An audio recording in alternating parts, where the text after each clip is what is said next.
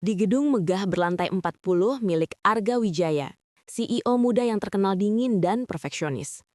Semua orang segan padanya. Tatapannya tajam, langkahnya tegas, dan tak ada yang berani melawannya. Kecuali satu wanita. Namanya Naya Larasati. Bukan karyawan biasa, bukan juga dari keluarga kaya. Dia hanyalah pegawai magang di divisi administrasi. Hidupnya penuh tekanan sejak keluarganya bangkrut. Ayahnya sakit, ibunya berjuang sendirian, dan Naya butuh uang cepat. Suatu malam, tanpa sengaja Naya melihat Arga di parkiran gedung.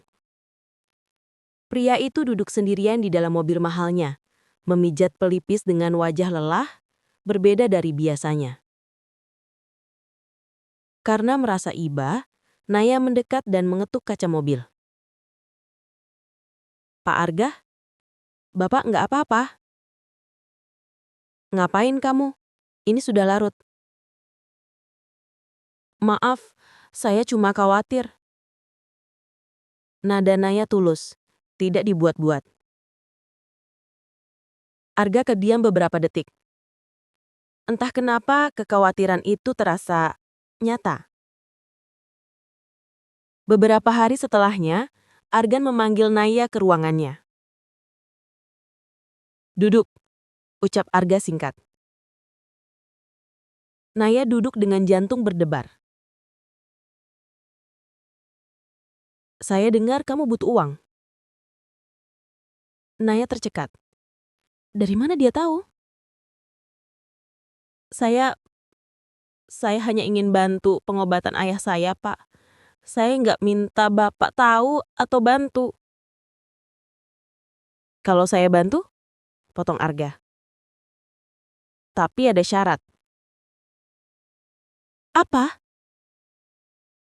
Naya menegang. "Saya butuh kamu jadi tunangan saya. Kontrak 6 bulan. Kamu berpura-pura jadi calon istri saya di depan keluarga saya. Sebagai gantinya, saya menanggung semua biaya ayah kamu. Full." Naya terkejut. "Bos ini mau cinta bohongan? Kenapa harus saya, Pak? Bapak bisa pilih siapa saja." Arga berdiri, menatap lampu kota. "Karena cuma kamu yang berani bicara dengan saya tanpa pura-pura." Kontrak ditandatangani. Hari itu mereka resmi bertunangan. Di atas kertas. Awalnya semua benar-benar profesional. Tak ada senyum, tak ada perasaan, hanya sandiwara demi kebutuhan Arga dan Naya.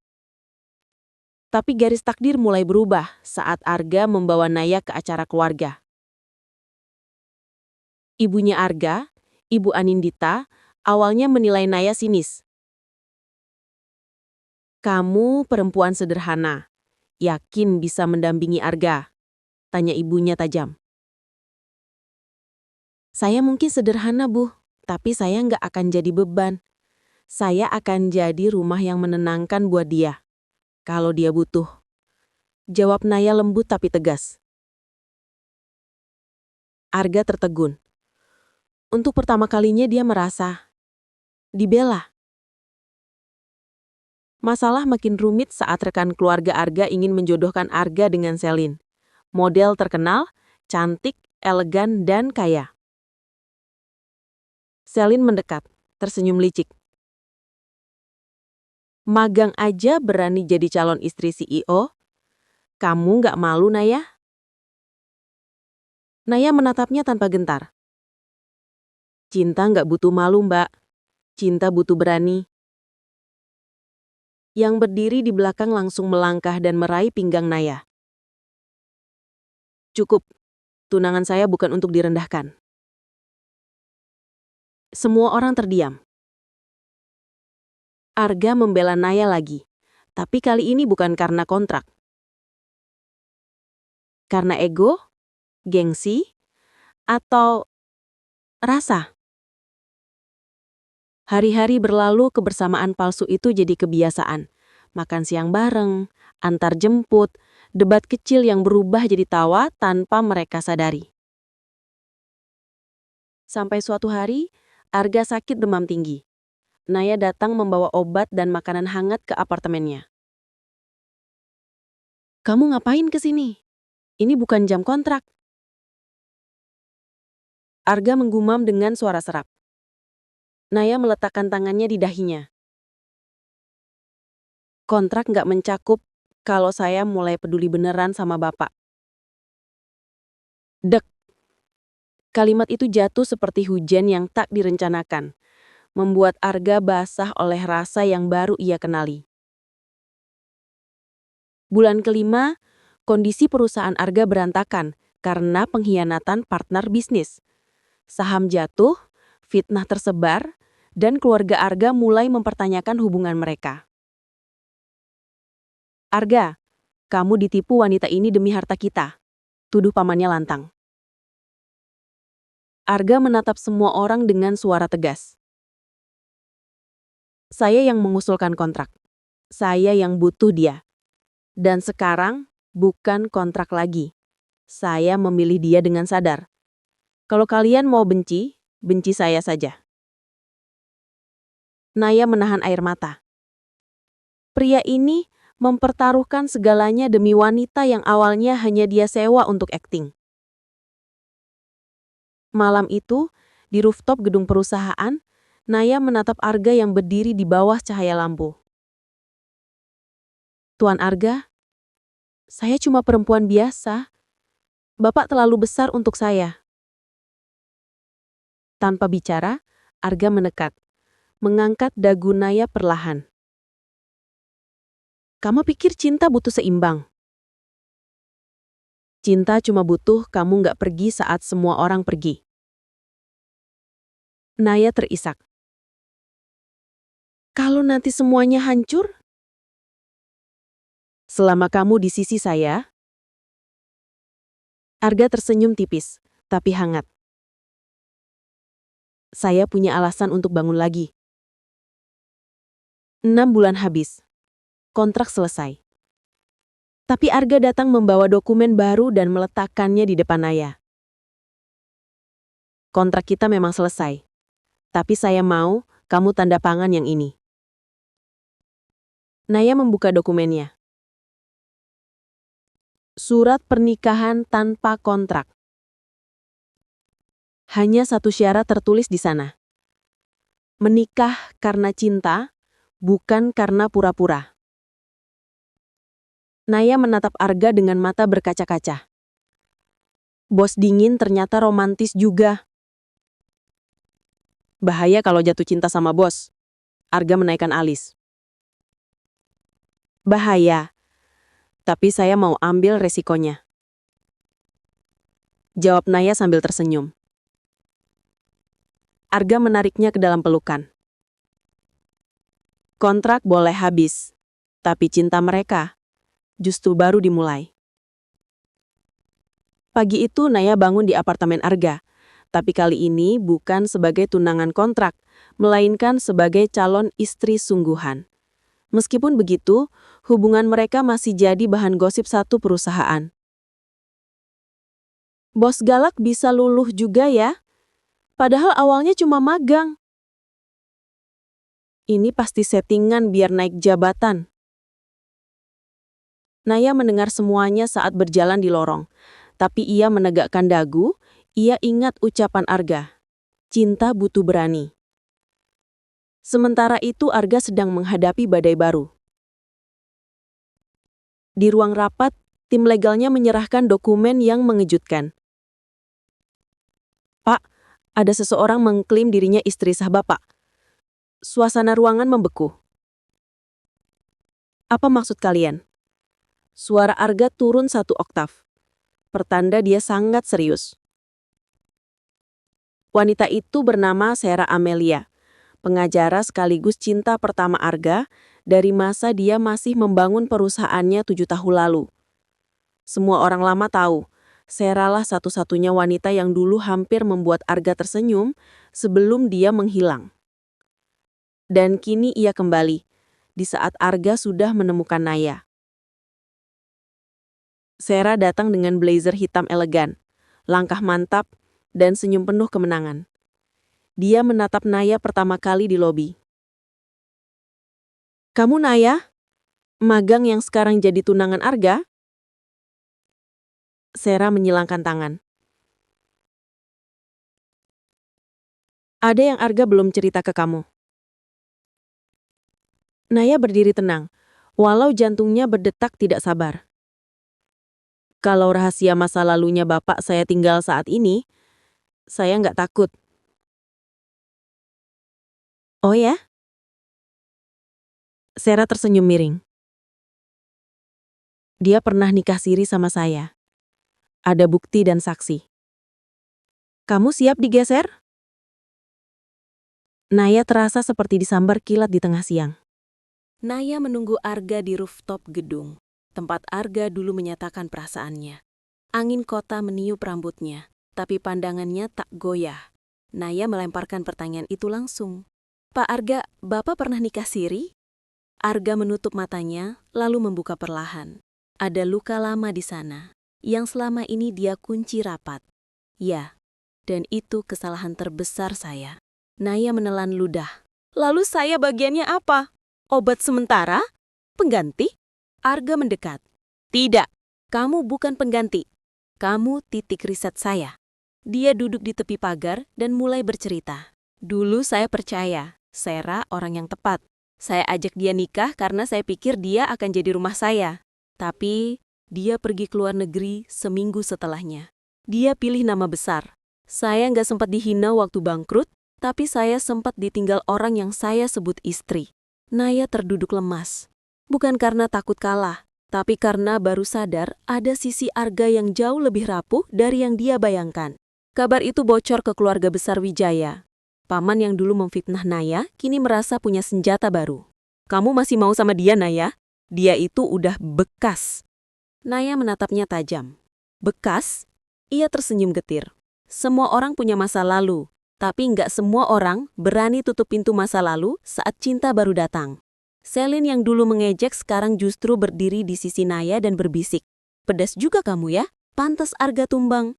Tim hubungan mereka mulai berbalik. Perlahan, Sera merencanakan manuver terakhir. Ia mengundang media dengan framing, "Arga Wijaya menolak istri sah demi wanita oportunis." Naya yang membaca headline itu hanya berdiri, mengambil tas dan berjalan keluar perusahaan, bukan untuk pergi dari Arga, tapi untuk mendatangi media lebih dulu. Di depan kamera, ia bicara tanpa naskah. "Saya Naya Larasati, tunangan Arga Wijaya. Dulu hubungan kami memang dimulai dari perjanjian, tapi saya bertahan bukan karena gaji, bukan karena titel.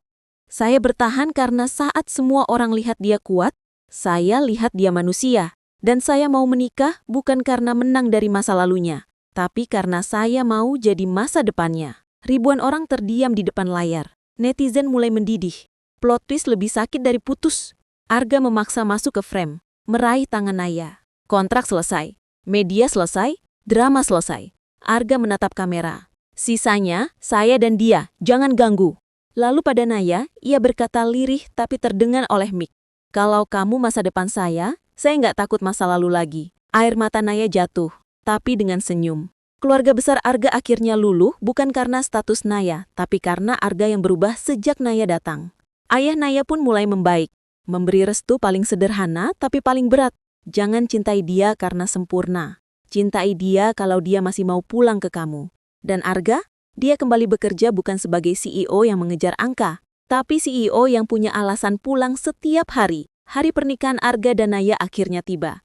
Gedung putih penuh bunga baby breath, adat modern Indonesia yang bercampur dengan suasana elegan. Naya terlihat cantik dalam gaun sederhana tapi bersinar, sementara Arga memakai jas navy yang membuat semua orang sadar, ini bukan lakon, ini nyata. Namun di balik hari bahagia itu, ada satu hal ganjil. Ayah Naya tidak hadir, hanya mengirim surat. Isi suratnya singkat. "Maaf nak, setelah ini kamu akan tahu siapa kamu sebenarnya. Dan mungkin Arga akan berada dalam bahaya karena memilihmu." Naya tersentak. Arga menggenggam tangannya sebelum dia goyah. "Kalau surat itu ujian, kita jawab bareng." Cincin pun terpasang. Mereka resmi menikah. Sera kembali muncul, bukan membawa gugatan, melainkan membawa permintaan maaf palsu. Saya nggak mau rebut dia lagi. Tapi kalian harus tahu, ada yang besar mengincar perusahaan. Arga menyeringai dingin. Berubah dari antagonis jadi informan. Ini trik baru. Sera menatap Naya lalu berkata tajam tapi pelan. Kamu pikir keluarga Arga cuma melawan saya? Cinta kalian membuka gerbang ke daftar musuh yang sebenarnya. Dan benar saja, keesokan harinya, investor terbesar Arga membatalkan perjanjian secara sepihak. Bukan karena skandal, tapi karena ada nama Naya di blacklist mereka. Sebuah grup konglomerat bayangan yang disebut Konsorsium 9 Naga Digital, pemilik data, media, dan pasar global Asia Tenggara. Mereka tidak tampil di publik, tapi mereka bisa menjatuhkan bisnis hanya lewat satu tombol. Moto mereka adalah, kalau tidak bisa kami miliki, kami matikan. Dan target baru mereka adalah PT Wijaya Digital Nusantara, milik Arga. Saat malam resepsi masih jadi topik netizen, ayah Naya tiba-tiba muncul di depan apartemen Arga dengan wajah jauh lebih pucat dari yang Naya ingat. Maaf saya baru datang, katanya pada Naya. Saya nggak takut acara. Saya takut kamu diculik sebelum hari ini. Lalu dia membuka rahasia. Ibumu dulu peneliti inti pada proyek Neurocode, teknologi AI pertama Indonesia yang bisa membaca, memprediksi dan mempengaruhi perilaku pasar digital. Dia kabur membawa kunci algoritmanya, lalu melahirkan kamu. Dan sekarang, tanya Arga serius. Sekarang, jawab ayah Naya, Naya adalah kunci Neurocode itu. Ada dalam DNA datanya. Bisa dibuka pakai biometriknya. Naya gemetar. Saya cuma anak panti bukan? Ayahnya tersenyum sedih. Panti itu perlindungan, bukan asal. Puncak drama terjadi saat Naya diculik di jalan pulang dari fitting baju. Mobil van hitam tanpa plat, kaca gelap, operasi super rapi, ciri khas konsorsium. Mereka ingin Naya, tapi Arga mengejar. Setelah pengejaran menegangkan, Arga berhasil menyelamatkan Naya di gudang pinggir pelabuhan. Arga memeluknya sambil terenggah. Kamu sadar? Nggak apa-apa? Sakit? Naya menatapnya, tersenyum perih. Pak, kita harus selesai sampai sini mungkin. Arga menatapnya tajam. Kontrak 6 bulan habis, tapi sumpah pernikahan saya nggak pakai expired date, Naya. Musuh mau tombol, saya juga punya tombol. Tombol berhenti nafas kalau kamu nggak di sini. Naya tiba-tiba tertawa di tengah tangis. Gombal darurat ya. Gombal cinta seumur hidup, Arga menjawab. Alih-alih mundur, Arga menggunakan semua jaringan, media, bahkan memanggungkan ulang statement Naya. Mereka memelintir opini bahwa Naya bukan ancaman, tapi inspirasi kebangkitan pasar digital. Sera ikut membantu dari belakang layar dan berkata, kalau saya dulu ninggalin Arga demi nama, kamu bikin dia lebih besar dari nama itu sendiri, Naya. Konsorsium gagal menguasai Naya. Perusahaan Arga bangkit lagi, justru lebih kuat. Media dan publik memanggil mereka couple CEO paling tabah se-Asia Tenggara. Naya akhirnya bicara pada ayahnya. Kalau algoritma itu ada di saya mau kunci itu tetap terkunci. Karena saya nggak mau jadi alasan orang lain hancur seperti dulu saya. Ayahnya mengangguk haru. Keputusanmu lebih mulia dari penemunya. Arga memegang tangan Naya. Sekarang saya ngerti. Kamu bukan pengganti siapapun. Kamu update besar di hidup saya, bukan patch sementara lagi. Sejak kejadian penculikan, Arga makin protektif, bukan posesif, tapi takut kehilangan sesuatu yang akhirnya dia miliki dengan tulus. Naya sendiri mulai memikirkan potongan rahasia dalam dirinya, Neurocode di DNA-nya. Setiap kali dia cemas, Arga selalu ada, bahkan duduk di lantai apartemen hanya untuk temani Naya kerja atau berpikir. Nay, kamu nggak harus jadi senjata buat dunia, kata Arga suatu malam. Kalau algoritma itu terbangun, biarin dia terbangun untuk bikin kamu aman, bukan untuk bikin orang lain tumbang. Naya menatapnya lama. Untuk pertama kalinya, dia berkata, kalau gitu, bikin sistemnya yang baca hati manusia, bukan pasar. Arga tertegun. Ide kamu makin berbahaya. Berbahaya bikin saya makin cinta. Arga mengumpulkan tim riset rahasia baru, gabungan developer, psikolog digital, dan etika AI. Nama proyeknya Neurocode 2.0 Human Heart Analytics, bukan mempengaruhi pasar, tapi memetakan pola emosional manusia untuk deteksi niat jahat di dunia digital lebih cepat sebelum terjadi. Mereka tidak menjadikan DNA Naya sebagai kunci, tapi sebagai inspirasi pola proteksi AI empatik. Tagline proyeknya, yang kami prediksi bukan saham, yang kami selamatkan adalah manusia. Ketika prototipe hampir selesai, terjadi konflik kecil antara Arga dan Naya. Arga pulang larut, terlalu sering tidur di ruang kantor demi proyek. Naya menunggu di sofa, berpura-pura tenang tapi matanya lelah. Kamu lebih cinta algoritma itu ketimbang saya, Pak. Ucapnya dengan suara sedikit sarkas. Arga yang sedang melepaskan jam tangannya berhenti. Dia duduk di depannya dan menjawab, Naya, saya bangun AI itu justru karena saya takut kamu yang dibaca orang salah. Kalau pasar butuh angka, saya butuh kamu. Kalau kamu hilang, Nyurake 2.0 cuma tumpukan kode, bukan owner. Naya terdiam. Lalu ia memukul lengannya pelan. CEO drama juga ya? Iya, drama cinta eksekutif Umaroid, gurau Arga. Akhirnya mereka tertawa. Layar kaca besar di ruang lab putih, interface berwarna lembut, memancarkan sinar saat aktif. Sistem meminta satu input pertama. Siapa alasan Anda membangun Nyurake 2.0? Bukan NIK, bukan data, bukan biometrik. Tanpa ragu, Arga mengetik, istriku. Lalu dia menoleh ke Naya dan berkata, kalau AI punya DNA, biarin sistem itu memetakan pola emosional manusia untuk deteksi niat jahat di dunia digital lebih cepat sebelum terjadi. Mereka tidak menjadikan DNA Naya sebagai kunci, tapi sebagai inspirasi pola proteksi AI empatik. Tagline proyeknya, yang kami prediksi bukan saham, yang kami selamatkan adalah manusia. Di taman belakang rumah baru mereka, Naya duduk sambil minum teh. Arga datang dan menaruh laptop di pangkuannya. Ini, katanya, interface final kita. Di corner layar ada tulisan kecil. Dedicated to Naya Larasati, sistem yang membuat bos dingin percaya lagi pada dunia. Naya senyum sambil menatap suaminya. Bapak mungkin bikin AI dari logika, tapi Bapak bikin saya dari cinta. Arga bales, saya mungkin bos di perusahaan, tapi saya karyawan tetap di hati kamu Bu CEO. Setelah resmi menikah, Naya pindah ke rumah Arga yang minimalis modern di area elit Jakarta. Arga sempat ingin istana, tapi Naya menolak. Rumah yang besar bikin gampang nyasar pas nyari kamu, katanya. Arga jawab, yang penting jangan nyasar dari hati saya. Mereka menjalani kehidupan manis yang jauh dari sorotan media. Arga jadi CEO siang hari, suami siaga malam hari. Naya tetap kerja, tapi posisinya berubah jadi Head Admin Relations, biar gosip berhenti, bukan karena privilege cinta. Mereka mulai bangun rutinitas ngopi bareng setiap pagi. Debat-debat receh masih ada. Misal Naya, Pak, handuknya jangan ditinggal sembarangan dong. Arga, saya taruh di kursi biar handuknya juga dapat jabatan, Bu CEO. Rumah mereka penuh tawa pendak tapi hangat. Sesuatu yang dulu orang gak pernah ngebayanin dari Arga yang dingin. Sistem AI milik Arga sukses besar. Negara, korporasi, bahkan startup memakai Human Heart Analytics untuk mendeteksi kejahatan digital lebih cepat daripada yang sebelumnya.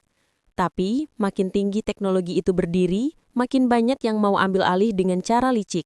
Dan kali ini, bukan dari pasar, tapi dari orang yang pernah Arga percaya juga.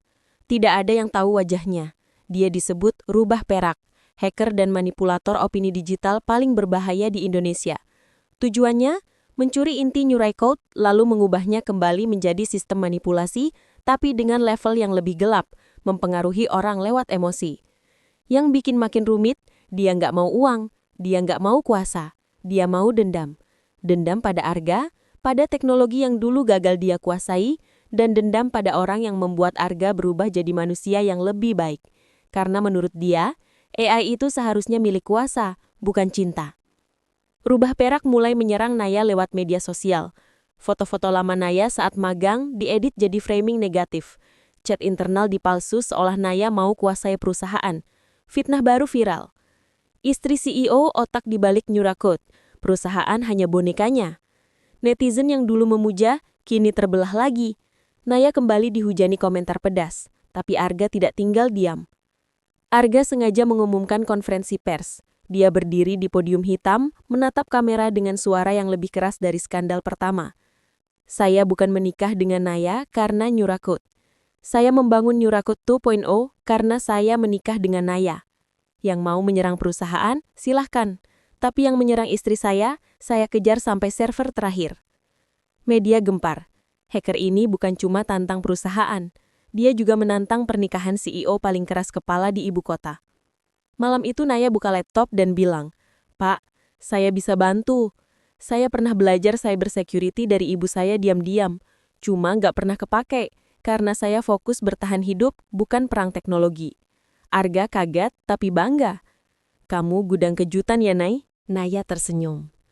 Gudang kamu yang kebobolan dulu waktu saya diculik. Sekarang giliran gudang saya yang kebuka. Akhirnya Naya ikut masuk ke lab bukan sebagai kunci DNA lagi, tapi sebagai firewall manusia yang memahami emosi digital. Dia nggak manipulasi, dia memproteksi Arga dari dalam. Rubah Perak coba bobol server utama PT Wijaya, tapi untuk pertama kali, dia dengar suara notifikasi yang familiar muncul di sistem saat dia hampir masuk. Hati-hati, tapi jangan berhenti percaya manusia ya. Dia berhenti. Dia tahu itu suara Naya. Dia marah besar dan mengetik di terminal gelapnya. Dia bukan cuma perisai Arga, Naya jadi perisai algoritma itu sendiri. Perang tidak selesai, tapi server inti aman, reputasi perusahaan kembali kokoh. Dan Naya justru mulai dipanggil istri CEO yang gak cuma dicintai, tapi ngamanin masa depan teknologi itu sendiri. Di balkon rumah, Arga berdiri sambil lihat hujan. Naya datang, nyender di bahunya. "Pak, ribet ya hidup setelah nikah sama bos?" Arga menoleh, senyumnya lembut tapi nakal. "Yang ribet bukan kamu, yang ribet saya. Karena saya sayang sama aset yang gak bisa dihitung pakai laporan keuangan." Naya ketawa pelan. "Terus saya jabatan apa dong, Pak?" Arga jawab sambil kecup keningnya. "CEO di kantor. Tapi kamu bos di kontrak hati saya seumur hidup." Rubah Perak merasa kalah, tapi dia bukan tipe menyerah. Dia melancarkan serangan terakhirnya, bukan ke server, tapi ke data pribadi keluarga Arga. Dia membocorkan dokumen keluarga Wijaya, tapi ada satu file yang sengaja dia highlight. File adopsi anak dari Panti Sera Foundation. Arga membeku saat lihat nama yayasan itu, bukan nama Naya, tapi nama yayasan milik keluarga Sera, tempat Naya dulu diamankan. Arga mulai curiga, ada keterkaitan yang gak kebetulan. Tim IT Arga menemukan sesuatu aneh. Rubah Perak sengaja meninggalkan jejak server yang tidak ditutupi. Lokasinya mengarah ke sebuah gedung tua bekas kantor riset AI 7 tahun silam di pinggiran kota. Naya ikut turun tangan. "Ini jebakan, tapi dia mau kita datang," ucap Naya pelan. Di ruangan gelap penuh monitor, mereka menemukan pria duduk membelakangi mereka. Hoodie abu-abu, rambut sedikit gondrong, dan jari-jarinya berhenti di keyboard saat pintu terbuka. "Saya sudah menunggu," katanya tanpa menoleh. Arga tegap. "Rubah Perak? Atau saya panggil nama asli?" Pria itu menoleh perlahan, dan Naya yang pertama kali terkejut. "Kakak Raka?" Semua hening. Raka Adinata, mantan lead engineer Neurakod 1.0, partner digital paling jenius yang pernah Arga ajak bangun sistem itu dulu. Mereka seperti saudara, sampai Sera memutus hubungan dan pergi ke luar negeri. Saat itu Raka merasa dikhianati 2 kali. Oleh Sera yang kabur membawa algoritma, oleh Arga yang masih percaya pada proyek yang menurut Raka senjata pasar. Dan ada luka ketiga yang ia sembunyikan. Raka diam-diam mencintai Naya, sejak Naya masih kecil di panti, karena Raka dulu sering jadi relawan engineering di sana, mengajarkan komputer pada anak-anak panti, termasuk Naya kecil. Tapi saat Neurakod 1.0 meledak jadi proyek berbahaya, keluarga Sera membakar gedung riset itu, dan Arga memilih diam demi belum punya bukti. Raka kehilangan semuanya, termasuk jejak Naya kecil yang ia lindungi dari jauh. Dia menyalahkan Arga, karena menurutnya Arga punya akses maju, sementara Naya hanya disembunyikan jadi kunci. Raka berdiri di depan mereka, matanya tidak lagi tajam seperti hacker penuh kontrol, tapi lapar akan pembenaran yang dia bangun dari kesalahpahaman. "Saya cuma mau dia aman," katanya menunjuk Naya. "Tapi kalian bikin dia masuk ke dunia serigala." Naya melangkah ke depan, tanpa takut, tanpa ragu. "Kak Raka, Dulu kamu ajarin saya cara pakai komputer, sekarang saya ajarin kamu. Manusia yang kamu lindungi gak selalu butuh kamu balas dendamkan. Raka terdiam. Tangan yang dulu mengetik serangan, kini gemetar. Naya lanjut. Saya bukan diselamatkan karena algoritma pasar. Saya diselamatkan karena seseorang, Arga, percaya saya ini manusia, bukan sistem. Arga menoleh pada Raka, suaranya rendah tapi menusuk. Kalau dari dulu kamu mau dia aman, kenapa kamu serang laki-laki yang bikin dia akhirnya tersenyum?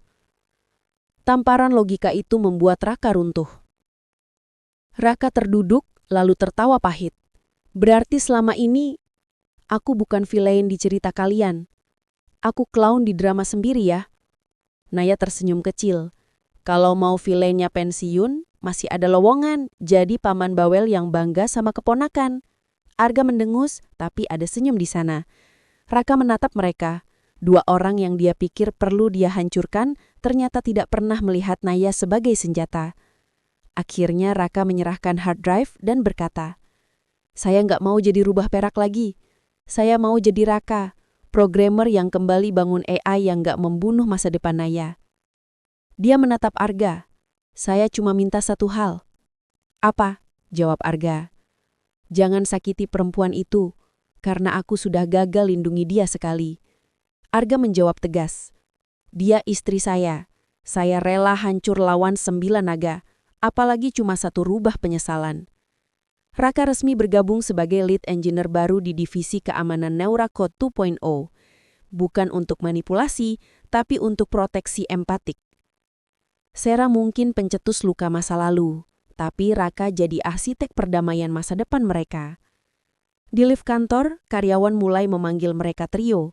Bos dingin, wanita badak berani, dan rubah yang tobat karena hati bukan update patch, tapi keputusan permanen.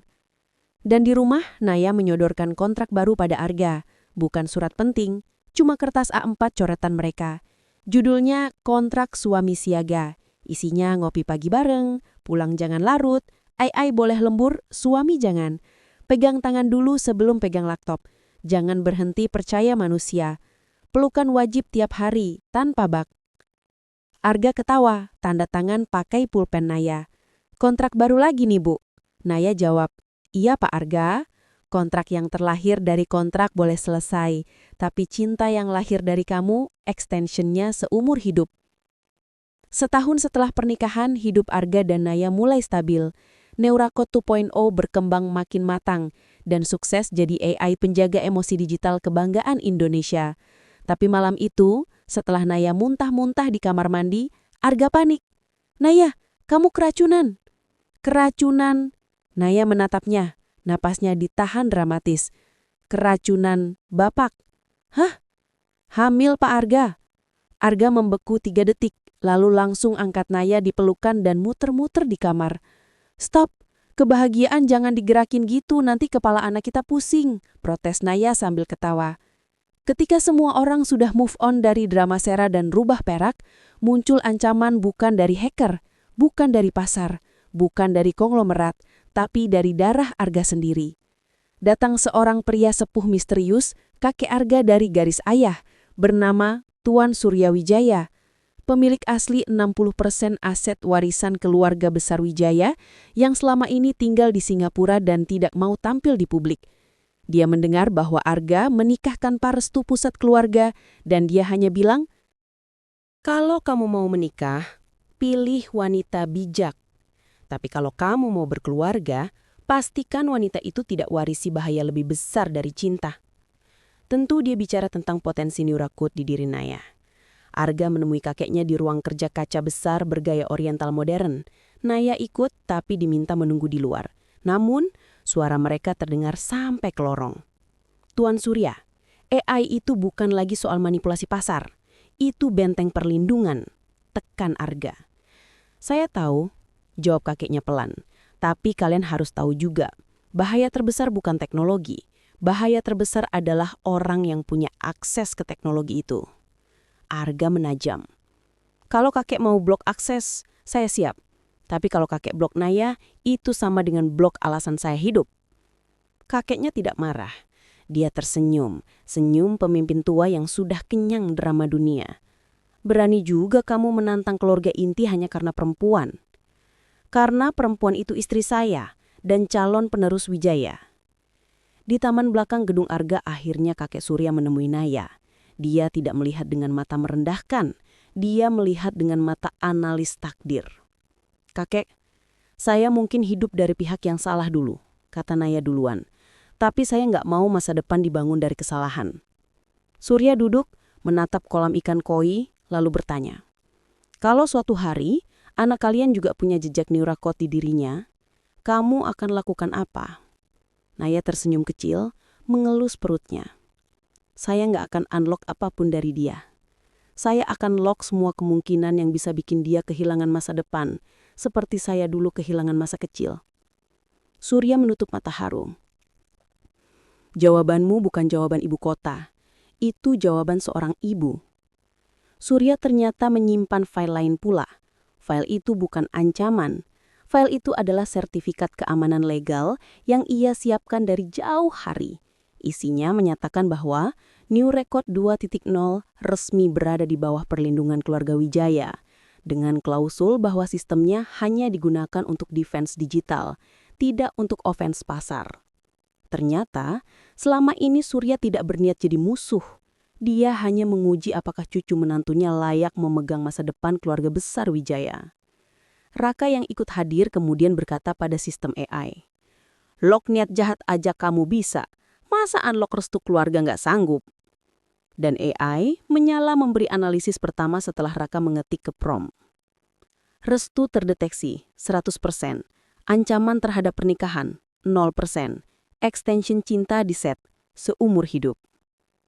Semua tertawa di lab AI, bahkan tim legal yang biasanya tegang. Di depan keluarga besar yang akhirnya berkumpul, Surya berdiri, memegang tongkatnya dan berkata pada semua orang, "Wijaya bukan dibangun dari angka. Wijaya dibangun dari siapa yang masih berdiri saat semuanya hampir runtuh." Dan perempuan itu berdiri sebelum bosnya berdiri. Karyawan dan keluarga besar mulai bertepuk tangan, dan Arga menoleh pada Naya sambil berbisik nakal. "Udah legal aman, kamu aman, perusahaan aman, keluarga juga aman, tinggal sayang aja nggak aman kalau kamu gombalin saya balik." Naya nyender sambil jawab, "Tenang aja Pak, Bapak aman dalam pelukan saya, tapi nggak aman dari jatuh cinta lagi dan lagi."